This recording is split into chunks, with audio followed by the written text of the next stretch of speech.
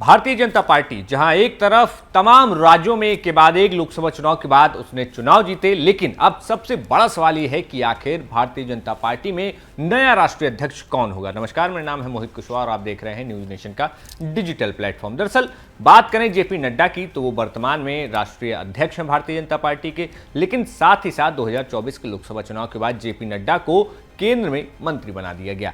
बात ऐसी है कि भारतीय जनता पार्टी में एक परंपरा रही है कि एक व्यक्ति एक पद की परंपरा है, जिसमें कि एक व्यक्ति के पास एक ही जिम्मेदारी होती है।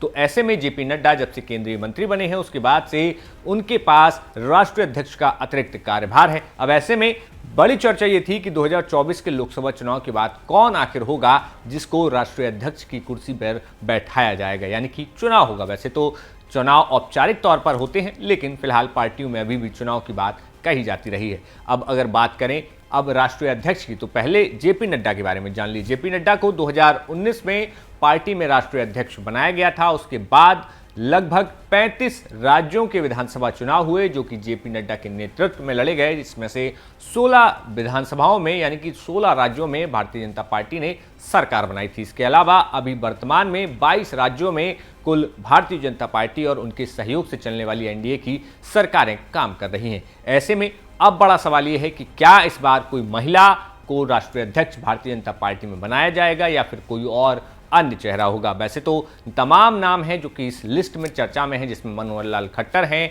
धर्मेंद्र प्रधान हैं, उसके बाद शिवराज सिंह चौहान हैं, लेकिन इस पूरी लिस्ट में दो खास नाम और हैं। ये वो हैं भूपेंद्र यादव और निर्मला सीतारमण। पहले बात करते हैं निर्मला सीतारमण की। निर्मला सीतारमण चूंकि 2019 में जब मोदी सरकार का दूसरे कार्यकाल की शुरुआत हुई तो प्रधानमंत्री मोदी ने निर्मला सीतारमण को केंद्रीय वित्त मंत्री बनाया। केंद्रीय वित्त मंत्री बनते हुए जब 2024 में दोबारा प्रधानमंत्री मोदी सरकार में चुनकर आए तो उनके बाद दोबारा से निर्मला सीतारमण को वित्त मंत्रालय की जिम्मेदारी दी गई। ऐसे में अगर निर्मला सीतारमण को बनाया जाता है तो वो एक महिला के तौर पर भी राष्ट्रीय अध्यक्ष के पद पर बैठेंगी। इसके साथ ही साथ जो कि दक्षिण राज्यों का जो मुद्दा है, जो इस वक्त दक्षिण राज्यों में भारतीय जनता पार्टी अपनी पकड़ और मजबूत करना चाहती है, वहां पर भी समीकरण साधे जा सकते हैं। लेकिन अगर देखें तो खासतौर पर निर्मला सीतारमण तमिलनाडु से आती हैं, जहां पर आजकल अभी के समय में सीमा परिसीमन यानी कि जो परिसीमन है, लोकसभा के क्षेत्रों का परिसीमन का जो मुद्दा गहराया हुआ है, उसमें उसको कहीं ना कहीं एज मिल सकता है।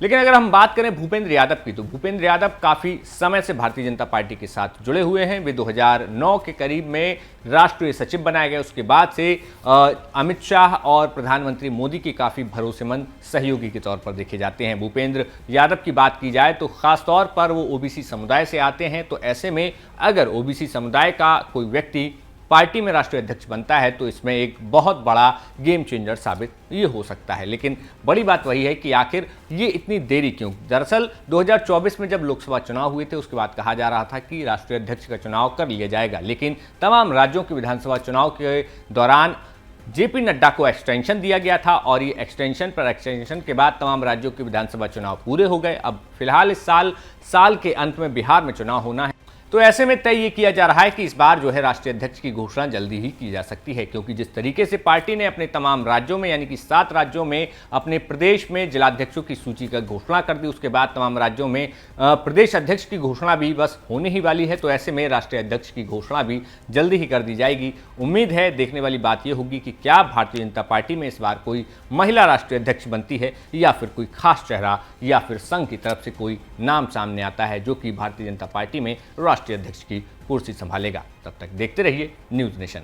शुक्रिया। न्यूज नेशन अब व्हाट्सएप पर खबरों के ताजा अपडेट के लिए न्यूज नेशन के इस क्यूआर कोड को स्कैन करें।